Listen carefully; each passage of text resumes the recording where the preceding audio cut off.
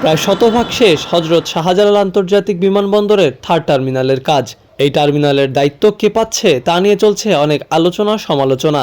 অনেকের ধারণা জাপান পুরো টার্মিনালটির নিয়ন্ত্রণ পাচ্ছে, সরিয়ে দেওয়া হয়েছে বিমান বাংলাদেশ এয়ারলাইন্সকে।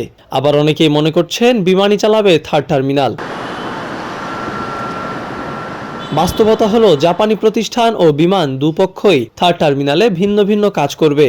যদিও থার্ড টার্মিনালের স্টিয়ারিং থাকছে জাপানের হাতেই, কারণ আগামী 15 বছরের জন্য জাপানি প্রতিষ্ঠানকেই থার্ড টার্মিনাল পরিচালনার দায়িত্ব দেওয়া হয়েছে। ইতোমধ্যে আলোচনা চূড়ান্ত হয়ে গেছে, খুব শিগগিরই চুক্তি হবে জাপানি প্রতিষ্ঠানের সঙ্গে। এখন আমাদের যে মেইন ইয়েটা হচ্ছে, আমরা যে 15 বছরের কন্ট্রাক্ট বা যে কন্ট্রাক্টটা করতে যাচ্ছি, যে আমরা special purpose company, Japanese company, ওনাদের সাথে আমরা এনগেজ হয়েছি অলরেডি।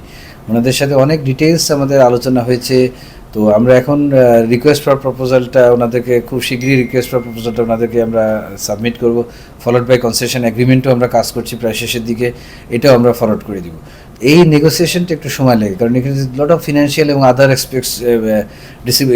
এসপেক্টস থাকে, বিভিন্ন অর্ডারে থাকে। আমরা যেটা প্রপোজ করছি ওনারা হয়তো অ্যাগ্রি করছেন না, ওনারা আবার রিপ্রপোজাল দিচ্ছেন, ওনাদের সাথে বসছি। এই প্রসেসটা আমরা খুবই চেষ্টা করছি যত দ্রুততার সমাধান শেষ করা। জাপানের বেসরকারি 4টি ও সরকারি 2টি মোট 6টি প্রতিষ্ঠান নিয়ে গঠন হবে একটি বিশেষায়িত কোম্পানি, যারা থার্ড টার্মিনাল পরিচালনা, রক্ষণাবেক্ষণ, পরিষ্কার পরিচ্ছন্নতা ও যাত্রী সেবার মান নিয়ন্ত্রণের কাজ করবে।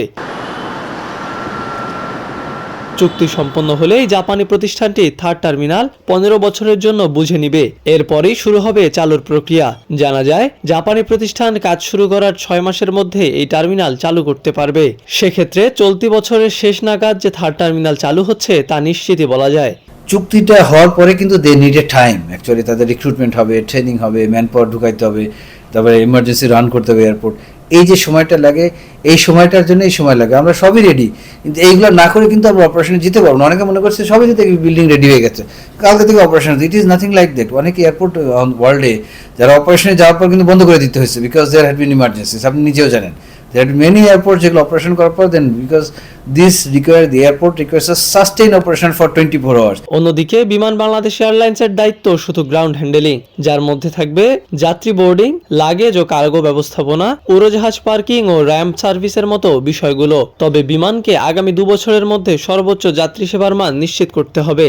যদি তারা সেটি পূরণে ব্যর্থ হয়, তাহলে সিভিল এভিয়েশন বিকল্প হিসেবে আন্তর্জাতিক গ্রাউন্ড হ্যান্ডেলিং কোম্পানিকে নিয়োগ দিবে। এরই মধ্যে বিমানও তার সক্ষমতা বৃদ্ধির কাজ করছে, কারণ 2 বছরের মধ্যে তাদের কাজের যোগ্যতার প্রমাণ করতে হবে, নয়তো হাত থেকে ফসকে যাবে থার্ড টার্মিনালের মতো বড় আয়ের উৎস। তার উপর আবার বিমানকে কাজ করতে হবে জাপানি প্রতিষ্ঠানের অধীনে, তাই বাড়তি সতর্কও থাকতে হবে তাদের।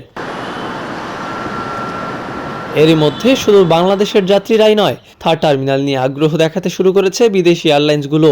কারণ বর্তমানে শাহজালাল আন্তর্জাতিক বিমানবন্দর বছরে 80 লাখ যাত্রী সেবা দিতে সক্ষম। থার্ড টার্মিনাল চালু হলে সেই সক্ষমতা বেড়ে বছরে 2 কোটিতে গিয়ে পৌঁছাবে।